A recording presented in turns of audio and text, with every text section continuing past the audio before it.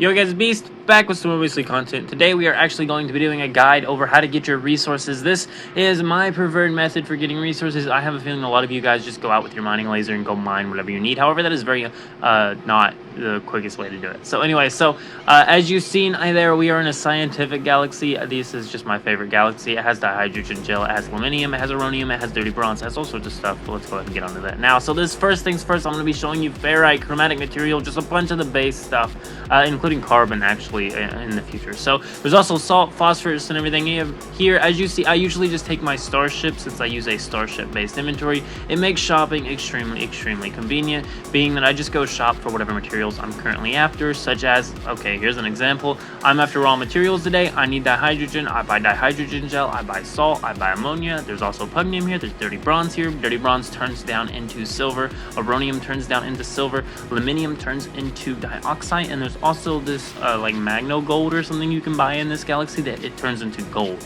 And this is the best way to be getting your resources. I'm also going to show you the best way to smelt all this stuff down. As you can see here, for ferrite dust, while you can buy almost 500 per vendor when it comes to ferrite dust here, so that'll add up quickly just doing a couple starship shopping. The good thing about space station starship shopping is that the ships never actually ever stop spawning in. They just continuously spawn in, so you can just continuously go to vendor to vendor to vendor buying your stuff. Most people probably don't even shop from the starship vendors, funny enough, just because they're not talked about enough at all, because this is seriously the best way you can get all of your materials. You can even get all the crafting stuff you need. You need some metal plating, go buy them. You need some aromatic seals, go buy them. You can buy everything in this game. I don't understand why people act like there's not enough stuff to spend money on in this game, because there definitely is. I do think of a couple mods every now and again, such as like the more ships in the space station, where I can have like 200,000 or $200 million ships for sale, so I could blow some money that way. But besides that, I just do a lot of material biting. As you see here though, tritium, magno gold, residual goop. Residual goop turns over a bunch of smelting steps into nanites. I always just buy it whenever it's there, just because I like to stack up and get a whole bunch of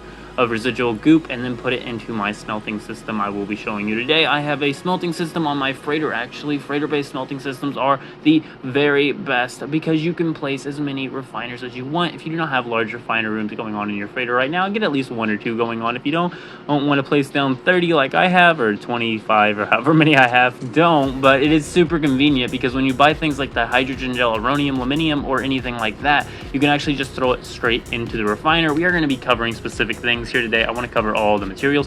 First things first, of course, dihydrogen gel, as you can see, turns into 800 dihydrogen. This is by far the easiest way to get dihydrogen. Just go to a scientific galaxy, buy some dihydrogen gel, and you're good. The next thing is magno gold, turns into 1,000 gold per 10 magno gold, and you can buy it in stacks of like 87. It does go 20 per slot, or actually it's 10 per slot in your starship, but that is a-okay. 1250 gold, super duper quick like that, not bad at all. I do like that material. Dihydrogen gel, once again, is my favorite, just because I grow too much nip guys. If you haven't realized, I am growing a system full of nip over 20 something farms, and we are not even close to being done here. I was mainly here for a facium farm, as you've seen there. That was aluminium turning into gold. Very nice.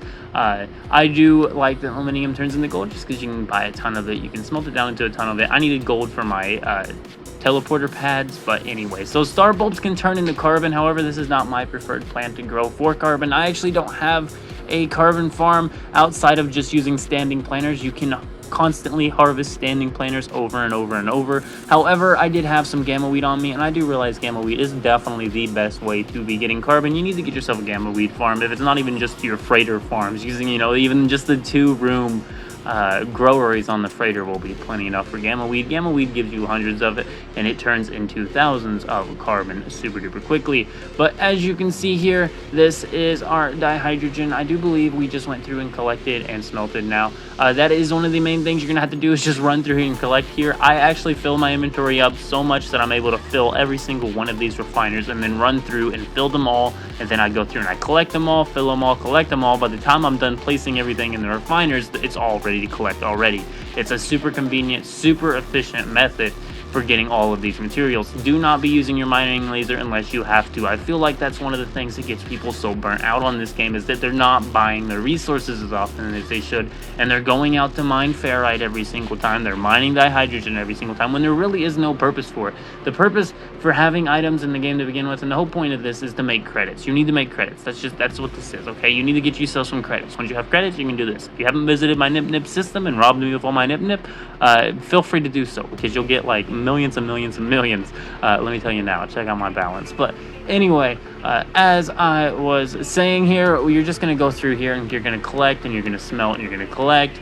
And as you can see here, I'm also going to go ahead and show you gamma weed, where we can get that from. I'm also going to go ahead and cover my ship-based storage system and how it functions on my freighter. So as you can see, it's actually very efficient to use a ship-based storage system due to the fact that you can access it on your freighter while also accessing these storage containers on your freighter. So I just have to use my analysis visor. It tells me what each ship is named in case I forget what ship holds what. I will also take this time to mention, as you can see, there's our gamma weed. This is my favorite preferred plant to be growing if you're trying to grow a plant for carbon. But as I was talking about my starship-based inventory, I've actually realized that each ship has a different amount of maximum carrying capacity, and haulers are actually the best ship to be buying for a storage system. So if y'all are looking to do a ship-based storage system yourself, I highly suggest you get yourself some haulers and get them S-Class, or get them S-Classes. There are plenty of S-Class hauler glyphs. I might even do a top 5 hauler glyphs video just for those of us out here wanting to do ship-based storage systems and having the most storage out.